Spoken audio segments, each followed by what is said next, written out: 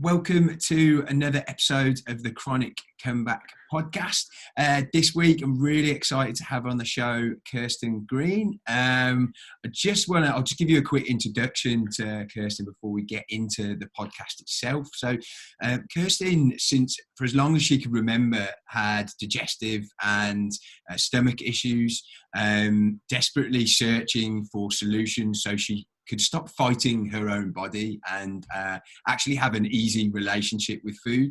After years of discomfort and many dead ends, she ended up being diagnosed with SIBO, a condition that people can struggle with on and off for years without actually resolving it.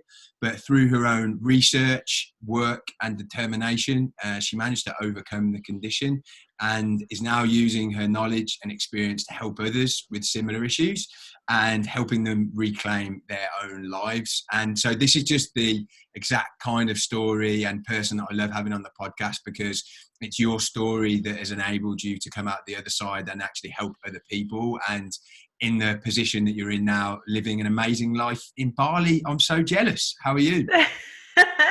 I'm really well. Thanks, Phil. Thanks for a wonderful intro. Totally sums it up. That's awesome. Cool.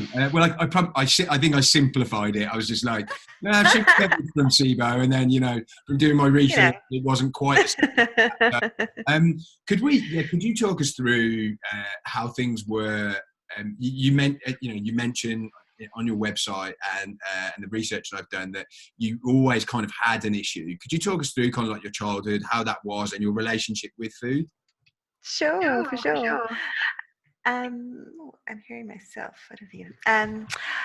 Gosh, I kind of make a joke that's funny, not funny, that I almost popped out the womb on the digestive back foot. So I had digestive issues for as long as I can remember. So I can't remember feeding as a baby, but Mum always commented that I was a very colicky baby. So I was always crying when she tried to feed me. When I could start talking, I was always complaining of a sore tummy. I was just aware from as early as I can remember that food and eating was a bit of an issue for me, but because it's not something that people tend to talk about so much, I didn't know that things were wrong. I just thought that that's how it was, and that maybe my willpower wasn't as strong as others, or I just had an issue with food and I needed to be better at managing my emotions with food. So I remember at my 6th birthday party, someone made a comment on my body. It was a nice comment, like someone had said, "Oh, she's got such a lovely figure."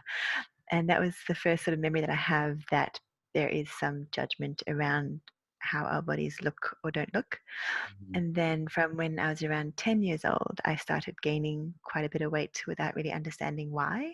Mm-hmm. So I just felt quite big all the time. In relation to my friends were quite skinny.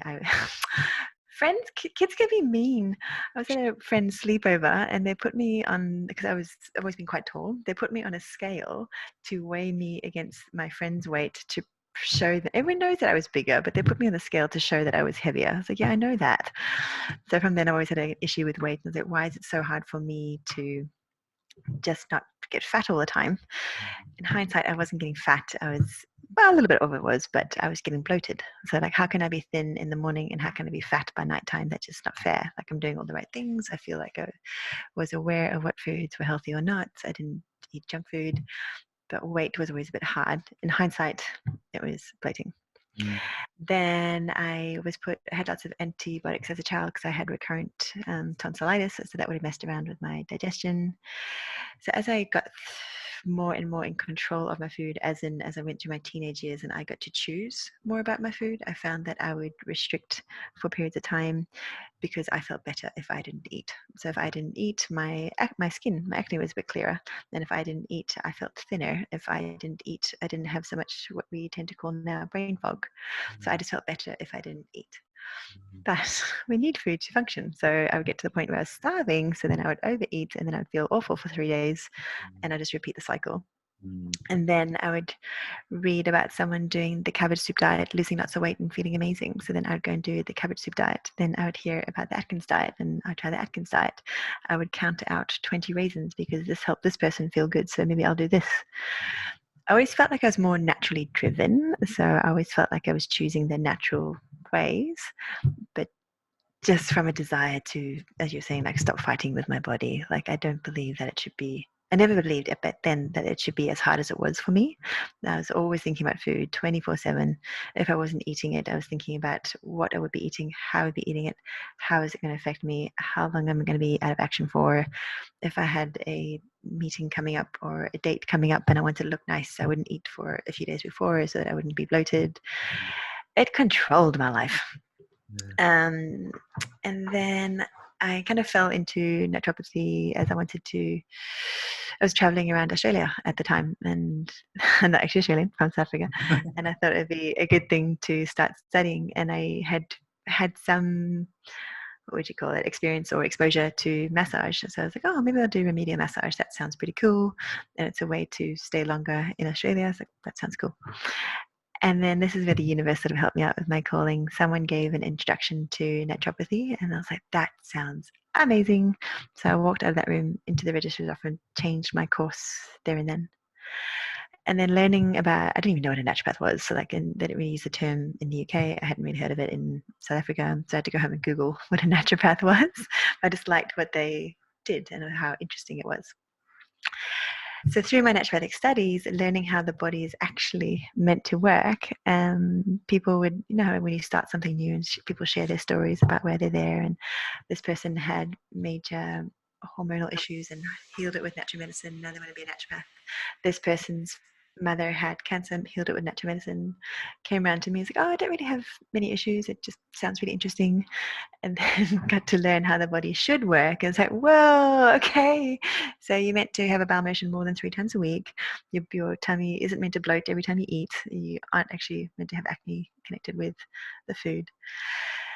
So I learned a lot about myself and how things should work. And so even after that, it took me a long time to get to where I am now, like still learning, staying curious about my body. And yeah, it turned out I had SIBO, which is an actual condition. I think the term IBS gets thrown around quite a lot, irritable bowel syndrome. But anytime we hear the word syndrome, it refers to a collection of symptoms that doesn't actually tell you what's wrong. And then up to 84% of IBS cases are caused by SIBO. So when I found out that I had SIBO, on one hand, it was like, oh my gosh, this is a really big deal. This is really horrible. But also it was like, finally, I know there's an actual thing wrong. It's not all in my head. I can work with this. And I did. So I fixed the SIBO, fixed all the things that came alongside with the SIBO. Yeah. And now I'm doing really well. So how long, I mean, when was it at its worst, out of interest? Just after I moved to Bali, 2016. Oh, really? That's when I got the diagnosis. But I've been doing things before then as a way to manage the symptoms. So I'd got into like a low carb, high fat style eating, and I did feel really good for a little while. But I had a rebound effect, which is quite common where people are going on a keto diet or low carb, high fat diet. Because what I'd done was reduced a lot of my symptoms with the bloating, but I had inadvertently started my microbiome. So then when I tried to eat the carbohydrates again, things just unraveled even worse than before. So then it's never just about the SIBO. It's never just about the IBS. It's never just about all these different things. So I had quite a bit of stress going on as well, living in a new country, wasn't sure how I was going to make a living, didn't really have a plan B. So that was a bit of stress. And yeah, it was awful. So bloating every time I ate. And I remember I'd be so embarrassed, like I stopped surfing as much because I was so embarrassed about my bloated belly. I stopped going to yoga because of the tight-fitting clothes. In Bali, as common in a lot of Asian countries, they don't mind speaking their mind. I went to pick up my laundry one day, and the lady at the laundry place was in my yoga clothes, and she's like, how come you're so fat now? I was like, I was hoping people wouldn't notice. So that was bad. And then I managed to get with my SIBO, but then I kind of spiraled into about a year of binge eating as well, because there's lots of food restriction that comes with something like SIBO, and you restrict, and it's common for a lot of us to end up with some disordered relationship with food. So it's this big hot mess of all the things going on. So that was about 5-6 years ago. And could you talk us through the mental side of things? Because I think when people are initially hearing that, it's a a digestive issue, it's something they might think, oh, it's something mechanical. But definitely from what you're saying and from what I know about other chronic health issues, there's a big, mental element to it. And then you're almost in a bit of a vicious cycle, because once you realize it's a mental issue, then, that can create more anxiety. And then you're like, you've got Right. and then it's just, just as you said, it's all of the things going on at once. So could you talk us through a little bit about that? Sure. And I think it's really nice to create a dream team. So for a lot of my clients, I am the naturopath. So I'm not a qualified mental health practitioner, but I've learned a lot over my time. So I have lots of tools that I share with my clients. But if you feel like you need extra support, absolutely go and find it. So if it's in the form of a coach or a therapist or a psychotherapist, to get to it's always about finding the root cause. So the root cause of IBS could be SIBO, but what's even behind that, I feel like one of the biggest underlying causes of digestive issues is not managing our stress so well.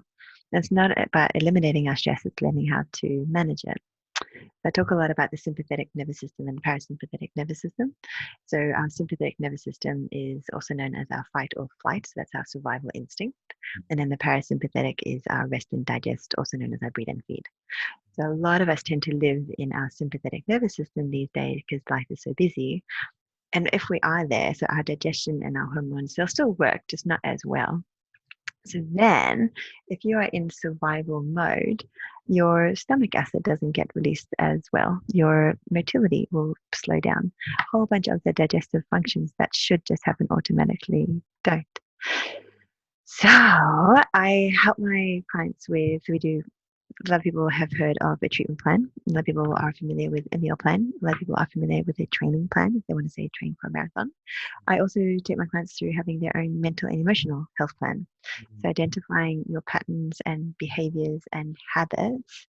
A lot of the time we can have good habits. So say most of us brush our teeth twice a day, but we can also have habits that hurt us. So if we are obsessing about a food, that can slow down healing as well.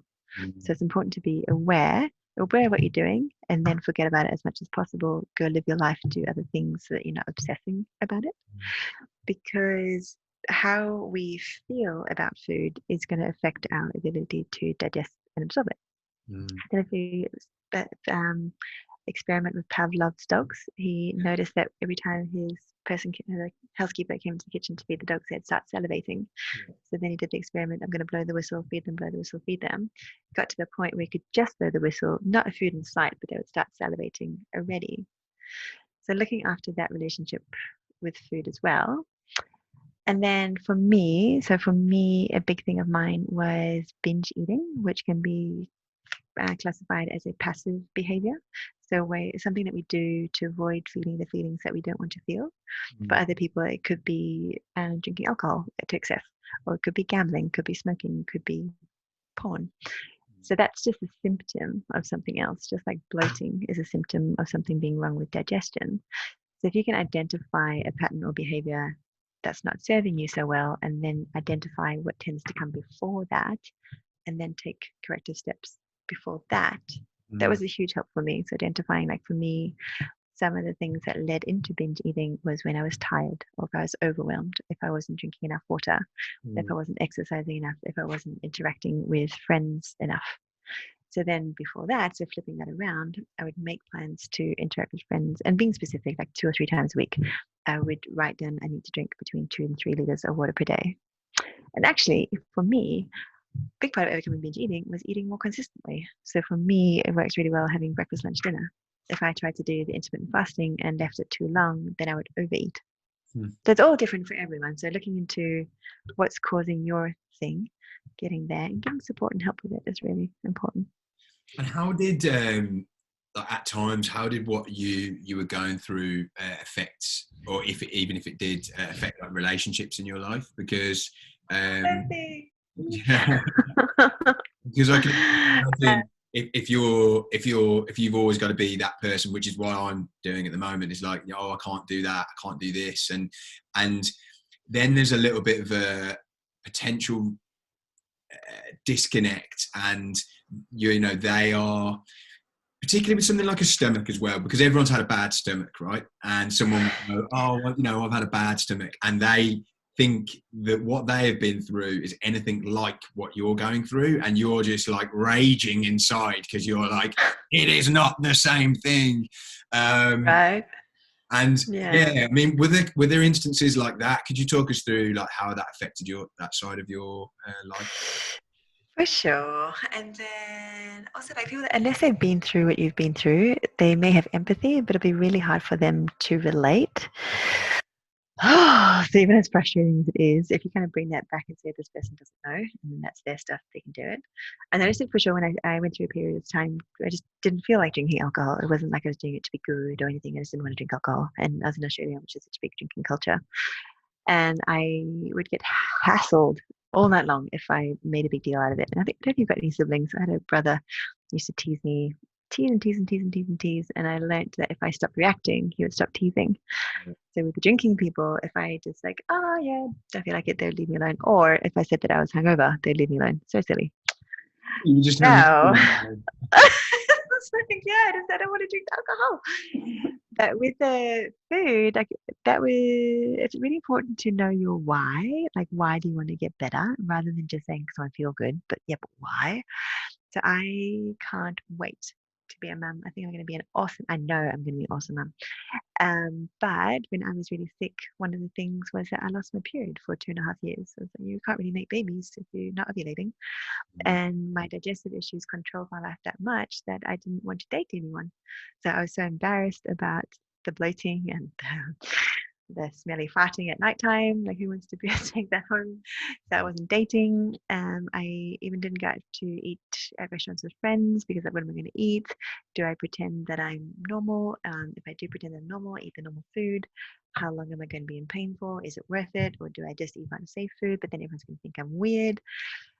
So from the moment of getting the invitation to go out for dinner, it created so much stress and anxiety. So I talk to my clients as well about finding ways to still have a social life outside of your treatment protocol, and then also finding ways still to eat while staying in tune with what you want to do. And mindset is so important with this. So you can eat anything you like. You can go and eat a piece of glass if you like. It probably just wouldn't be such a good idea. So you can choose to eat something else that will, and I don't even like to call it cheat meals. I don't like to call it bad food. I try even not to use the word restricted. So if you think about everything that passes your mouth, food or drink or whatever, it's either going to take you closer to your goal or further away from. So you always have a choice. Like, do you want to take another step closer to your goals, or do you want to take a step back and you'll deal with the repercussions later? So when common thing people say is like with bread, like I can't eat bread, is that we can, but it might not be the best choice right now. So making these choices and watching your mindset in every moment that you can.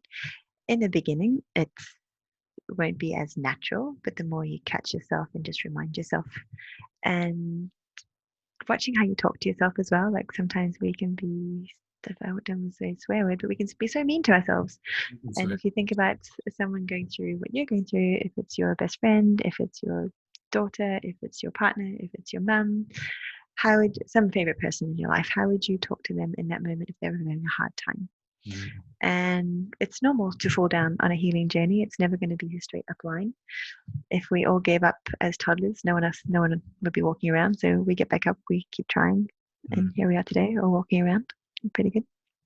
But yeah, it overshadows everything. Like you can hide your bloated tummy after banging your baggy top, but if you're going through those issues, you'll probably relate to thinking about it 24/7. From the moment you wake up to the moment you go to bed, what am I going to eat? How am I going to eat it? How much pain is it going to cause? It's exhausting. Yeah, I think obviously it would be really difficult for a man going through that, but I can't even imagine for a woman with, obviously with everything in social media these days, like the vision of what you be like as a woman is just magnified so much, and so having what you had to go through, the mental side, it sounds to me like it outweighs the physical side, or more. Yeah, I hated myself so much. I would look at people bigger than me, smaller than me, and I was like, I just want to be anybody but me. I was like, it's not even about the size. I just don't want to be in this body anymore. I felt like a prisoner of my body. Like even then I had this amazing life. Like I lived in Bali. I could go surfing every day. I could go to yoga every day, but I didn't want to do it because I felt so awful in my body. I don't also have it on my wall. I have to do health. There's a saying by Mosh Feldenkrais, health is the ability to live the life of your dreams or something. But I've changed it to health is the ability to enjoy the life of your dreams. Because you can have a dream life, but if you can't enjoy it, is it really that awesome? Point. So what? You got to Bali in 2016. When was the time where you were like? 15. Sorry, 2015. I said wrong. When was the time where you actually felt like, I feel, I mean, are you asked, you got to a stage, correct me if I'm wrong, where you weren't really having any of your normal symptoms and that side of things are gone and you could kind of live more of a normal life? And if so, when was that? I remember I talk about the difference between being fixed versus feeling healed. So I remember I was going on a step trip with 10 friends to Java, which is the main island in Indonesia. And the food in Bali is amazing. We are so catered for with healthy food, but the food in Indonesia is not. So we're going on the step trip for 10 days, and I didn't know what the food was going to be like on the other side. And I was like, oh, gosh, we'll see how it goes and see what it is and do what I can. And I wasn't freaking out. Like I was in the car, we were on the way there already, and that was the first thought I'd had about the food. And normally I'd be planning out every single meal, how much food can I take with me? How much control can I have over cooking my food? If I hadn't prepared it myself, I would freak out about it. But I knew that I had healed so much that my digestive system could handle it and I would still function. I could still be okay. And if there was something that didn't go, it wasn't completely like in terms of rock hard stomach, but I knew that if I had something that my body didn't like, I could recover quicker. And talk about it like the pendulum stops swinging as much. So at the moment, say someone's quite sick, they can be doing really, really good, eating super, super, super clean. If they step a toe out of the line, woof, they get these massive symptoms and it swings the other way. And it can take longer to come back to that place of good. The further and further you get in your healing journey, it'll take more for you to swing to get the symptoms and you'll bounce back quicker. So the gaps between these flares will get further and further apart. So for me, that was a huge part of kind of, it wasn't one day I was sick and then I was better, but I remember looking around like, hey, I've come a long way. This is really cool. And I talk about it so much with my work because I'm super passionate about it and that's what I choose to do. But I reckon if I wasn't talking about it, I would forget how sick I used to be. Like it's that far away now and I am not scared of food anymore. And we talk about weight like a little bit, like when I was binge eating, I got really big. So I did use a restricted diet and I got pretty skinny. I got the six pack, it was like 55 kilos, which is about 120 pounds or something like that. And then I got really fat and I got to like nearly 90 kilos, which is about 200 pounds. So now my body is where I'm at now. And I've been here for maybe 2 or 3 years. And it's not counting calories, it's not counting macros. My body I don't weigh, but my clothes are the same. I've got sustained energy. My sleep's really good. My eyes are bright and sparkly. I've got the oomph back. Like I have my own business and it's really hard to run your own business if you don't have any energy. So that was quite a big driver as well to look after myself. What talk us through the times where you felt like I'm going to be like, because you've dealt with this your whole life, right? This isn't something that's just suddenly, and for someone like that, I find it really difficult to believe, and I'm a lot better at it now. And more recently, I've had some major breakthroughs. But in recent years, I've had a real difficulty believing that I will recover. I say I will, but believing deep down that I will recover. But I can remember a time where I was fine and I was healthy, and that was good. For you, there must have been a big part of you that was like, this has always been a part of me. It will always be a part of me. How did you get around that? How did you keep going and trying to find more solutions? It's really important to know your why. So I remember when I got my diagnosis at 32, I was like, no, this is really awful. This is the rest of my life. Like, am I ever going to date again? Is anyone ever going to want me? I'm so broken. This is something I'm going to need to think about all the time. It's not just that I've got a funny tummy from something that I ate. This is my body. So lots of work. So the emotional side, you have to work on it. So I have had some great coaches over the years. As I think I confided near there with life coaches. I still work with them. I've got a wonderful psychotherapist at the moment, which I'm just finding fascinating. It makes me want to. It's like 7 years of study. It's like, oh, do I find it that fascinating? But the reason I like psychotherapy so much is it's learning about the patterns and behaviors, because our patterns and behaviors and habits control so much of our life. Like, our habits can be our greatest servant or our worst master. So support, gosh, one of the biggest things I can advocate for, like support from, even though I was in debt at the time, I'm really grateful that I sought the help of a naturopath more experienced in SIBO than I was. So I knew a lot. Like, I get super nerdy about all this sort of stuff, but like, hang on, I know I can figure out by myself, and I'm sure anyone on this planet can figure out their stuff by themselves. It comes down to like time and effort and money. So even though I was in debt, I borrowed some money so that I could see a naturopath more qualified in SIBO than I was to get a concrete plan. So that gave me a lot of,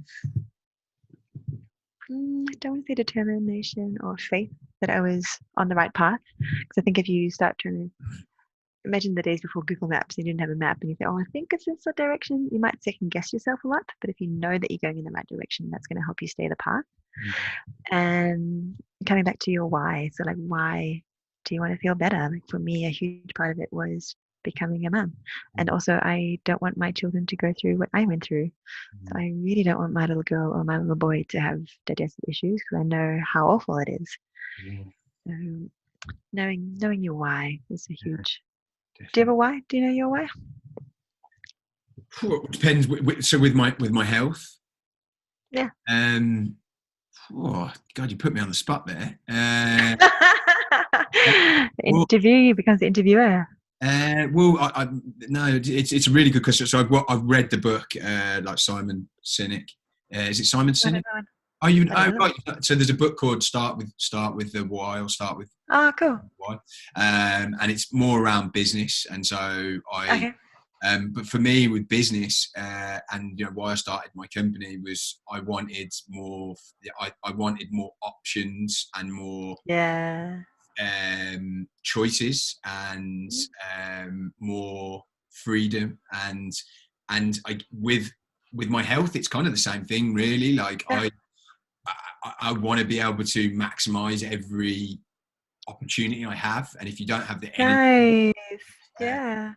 Right now, totally. I'm trying to focus on my business. I'm trying to focus on my actual day job, where I'm trying to earn money. I'm trying to focus on other things. But then I've got this whole health thing. If I could, wrap that up, and I don't have to deal with that anymore. Imagine how much more, productive I would be. So. Right, totally. I lost so many days to Netflix when I was unwell, and I was like, that's not going to make a good business. It's like, Well, with your business and your profession, was that something you would always wanted to do, or was it something that came about because of your condition? Yeah, it just kind of came about because I was speaking to a friend the other day. I have a memory of when I was maybe about 12 years old, and a friend and I were watching some of those witches programs like Hocus Pocus or something on TV, and the White Witches, and we always used to get so excited about being white witches. And maybe I'm a little bit like that now, because I've got all my little lotions and potions, and I make my own herbal tinctures, and I love it. I find it so fascinating. So I guess I've had that interest in it. It is a lot. So over time, I've really needed to learn how to manage myself. So I'm my own boss. I love it, but I also need to manage my emotions, and I need to manage my emotional investment, because if we're in a giving profession, it's wonderful to give, but I really need to make sure that I'm on top of my health first, so that I can look after other people better. And I'm still learning about it. I think out of my class, my graduating class, it was 40 of us. Last time I heard, I think I'm one of 30. One of 3 still going, because burnout is so real. Yeah. So it's always learning. There's been times more when I was still struggling a little bit. So now that I'm well, I've got so much extra to give. But with me, when I was still struggling a little bit, it's like, I don't want to talk about food anymore. I want to work with animals or something. So when I was still dealing with it, it was hard to constantly be talking about it. So that was another thing that I had to learn how to manage as well. Back to kind of like digging deep, like when you are still struggling, I think it's definitely good to have inspiration. So people that you can talk to about it, or people that you know that have been through it as well. It's a tricky one. Like social media can have so many benefits. Also just remembering that a lot of the time you are seeing people's highlight reel versus the whole shebang. So you can get inspiration from there, but choose who you are going to be inspired by, and also just remembering that we're all human and no one's perfect. So. But I mean, that's why working with someone like yourself, is when you've got the exact condition that if someone had, SIBO or digestive issues, working with someone who's been through that, and I've talked about it on a few podcasts recently, because I'm doing the exact same thing. I'm working with someone who has been through what I've gone through and recovered. And so not only does she know how to get better because she's done it, she understands it on a such deeper level than any other doctor could. And then that they have an almost more of an emotional connection to it, and a deep down desire and want for you to get better because they know how painful it is. And I imagine, does that add to your connection with the people you work with? 100%. And when they are describing these symptoms to me, I'm like, oh yeah, that little bit between like your belly button and things. Yeah, exactly that. Yeah, I had that too. And so like you can relate on a whole different level. And then also like, yes, I had this too. This is what I did in that moment to help with this. And it's the physical, mental, and the emotional. So all my programs, it's never just take the supplement and you're good. Like if you keep doing that, you're not going to get to the root cause. So having someone that you can relate to, and also like being an expert, finding someone that specializes in what you've got. So if I was to break my laptop, I would go to the Apple store. I wouldn't just go to a general computer store. I would go straight to the expert so they can get all my photos back or something like that. Did you, and the person that kind of you worked with, did you have like a similar kind of, I guess, inspiration when you were recovering, or did you have to go to a lot of different places or figure it all out? I went to a lot of different places. SIBO awareness is definitely growing in the last few years. Like when I had SIBO, it was really hard to find any information on it. So it was quite sporadic. One mistake that I made was I got into those Facebook groups. I only was there for about 2 weeks. So people are giving advice in there that they really shouldn't be giving. And I will never, ever, ever, ever tell anybody what they should do unless I've taken them on as a client. And then because of that, it's like the responsibility. Like when I take on a client and getting them to fill an extensive health history, I'm asking lots of questions, I'm reviewing test results, because 10 different people can have bloating with 10 different causes which require 10 different treatments. I saw someone giving advice in the Facebook group the other day about this person had reflux. Oh, you should take bicarb soda. I was like, no, that's going to make it worse. That's such bad advice. So getting proper advice is really good. Where else did I get my inspiration from? Talking about my stuff really helped as well. It helped to reduce a lot of the shame. So most of my life, I kept my digestive issues really hidden. But then when I started to talk about it or share it with friends, that took a lot of the pressure off, actually. So being a bit vulnerable with it and asking for help was really helpful too. You can choose who you want to be vulnerable with. You don't need to be vulnerable with everybody. Like some people might not be so nice, but some people will. Out of interest, and I'm going to start asking this more often, because so I'm obviously a man that's going through a chronic health issue, and if you look on Instagram, there's a lot of female accounts of people going through chronic health issues, and I know that there is supposedly a far higher percentage of women going through it, but I wonder whether it's just also a lot of men don't like talking about it and aren't willing to open up and be, because it took me 2 or 3 years to even tell anyone I was going through what I'm going through. Do you get many male clients, or is it all female? Mostly female. So maybe like in my group coaching program, I might have like 15 people, maybe one, max two will be male. So I think part of that is men are meant to be more tough and, like, oh, no, I don't get digestive issues. Mm.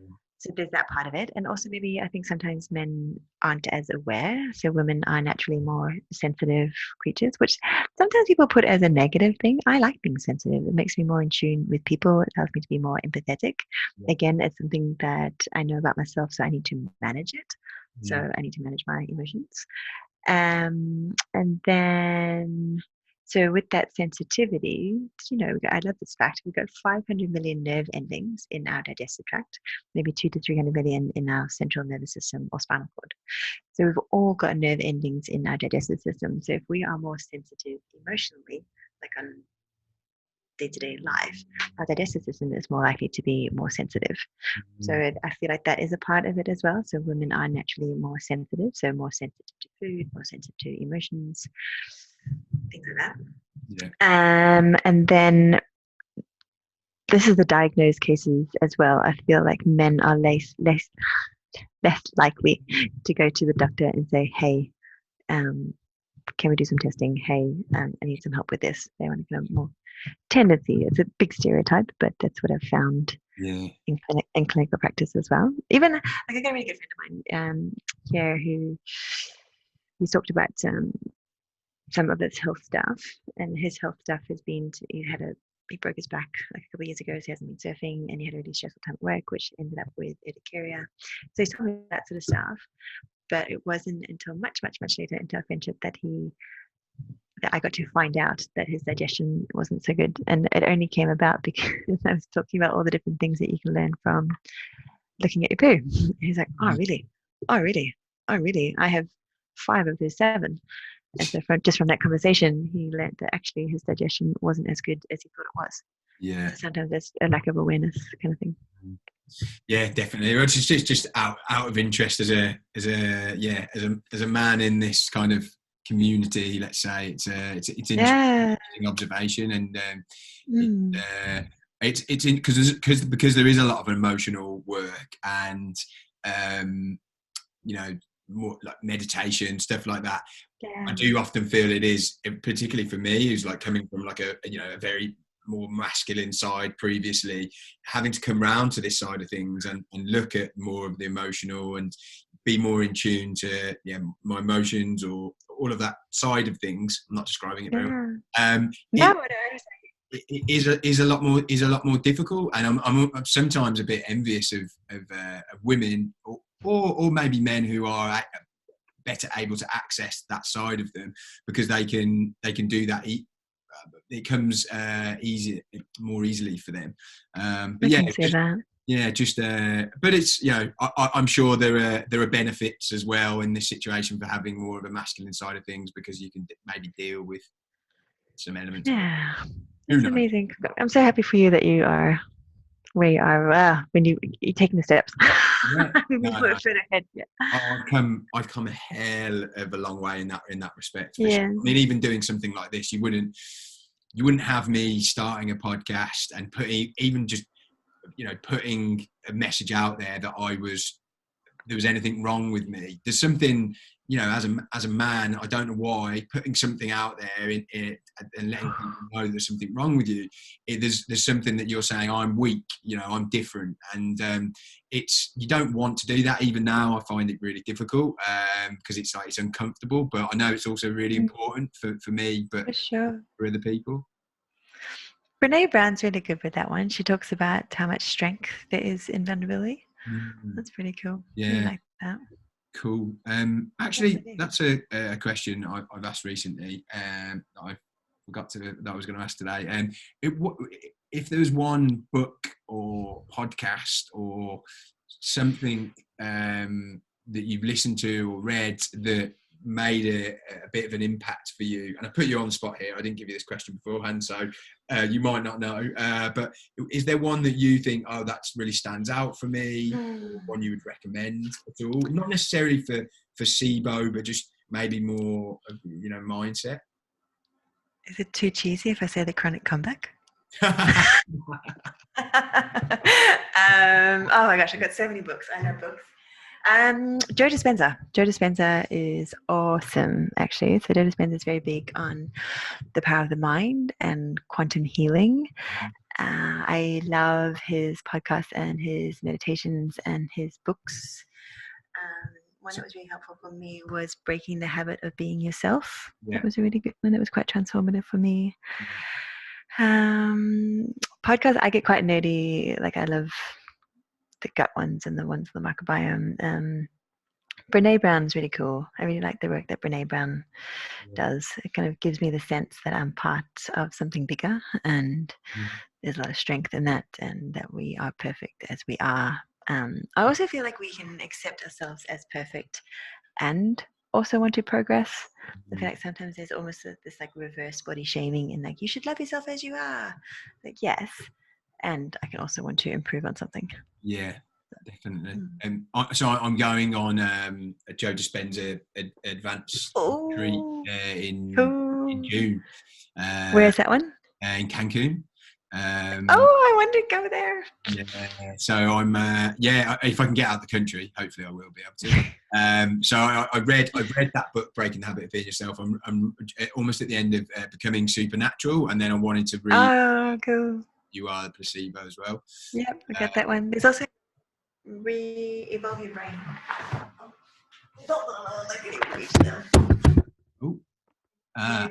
Brain. Okay. Breaking the Habit of Being Yourself. I think I've read Placebo as well. Yeah. But yeah, so much of like the quantum healing stuff is so cool.